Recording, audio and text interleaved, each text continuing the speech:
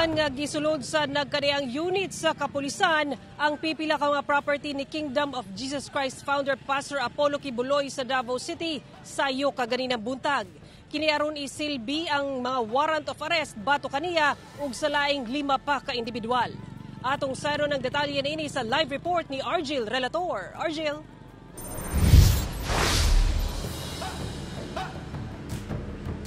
Sara, nagkatensyon sa gate pa lang sa Kingdom of Jesus Christ compound din sa Buhangin, Davao City.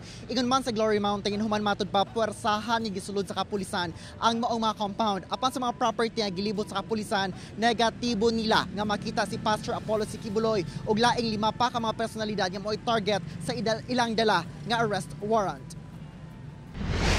Miulbo ang tensyon sa mismong gate sa Kingdom of Jesus Christ compound sa Buhangin, Davao City. Human matud pa, puwersahan nga misulod ang mga sakop sa kapulisan alas 4 kaganihang kadlawon. Magpahigayon unta og devotional prayer sulod sa KOJC compound ang mga miyembro diyang miabot ang kapulisan. Wala matud pa yung mga dokumentong ipakita ang kapulisan kanila. Diretso sampa. I think, sir, dapat, sir, magpakilala muna. We have search warrant, okay. Ganun po sistema, sir. Bigla-bigla na lang po, sir. Marami pong nasaktan. Pero sa po naglagay po talaga sila mismo ng ladder tapos pinipigilan po namin sila na makapasok po Biglang sinabi po, basta pumasok po sila diretsyo. Sige, tapos ikuha ng liog. Tali ko sa kanang ID. Tali sa kuha dito. Iipit nyo ko dito sa kilid. Motong wala na ko ni palagi. Pero ilang kong sumbag, adyakan. Mikalma ang sitwasyon diyang nanawag ang abogado sa KOJC kang kani Pangulong Rodrigo Duterte nga gipadungog sa compound. Ang kani Pangulo ang nagsilbing administrator karon sa KOJC. Pasudlan na ng mga polis, istoryahin po ang mga abogado ni Pastor, mag-istorya sila. Pagkahuman, akong tambang kay naamay warrant against kay Pastor, musurrender na lang siya peacefully. Hinoon, diyang miabot ang mga abogado sa KOJC o gipresenta sa kapulisan ang dokumento gikan sa korte. Hapsay pasulod ang mga pulis.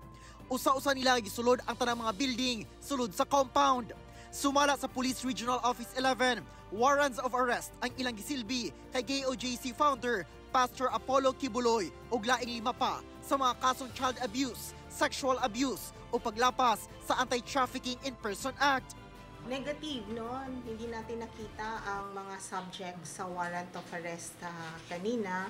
But we are thankful na naging peaceful naman yung nangyaring pag-serve ng warrant of arrest. Although may konting resistance at first, pero after negotiation ay pinapasok naman tayo, especially sa Kingdom of Jesus Christ. Alas 8 sa buntag, diyang nag-withdraw na sa KOJC compound ang kapulisan. Meron lang resistance sa May Glory Mountain na kailangan natin i-break yung fence. Pero kung titingnan natin sa rule, sa Criminal Procedure Section 11, ang may right ang officer to break into building or enclosure pag nasa isip natin na yung subject ng warrant of arrest ay nasa loob po. Doon na sa grupo sa kapulisan, gawa sa usang subdivision sa Shrine Hills. Apan wala pa'y kumpirmasyon sa PRO 11 kung doon ay property si Pastor Kibuloy sa moong subdivision. Sara, gidugang sa kapulisan nga magsilbi sila og balik sa arrest warrant o galing mahibalaan nila kung asa ang kihimutangan ni Pastor Kibuloy ug laing 5 pa ka mga personalidad. Sara.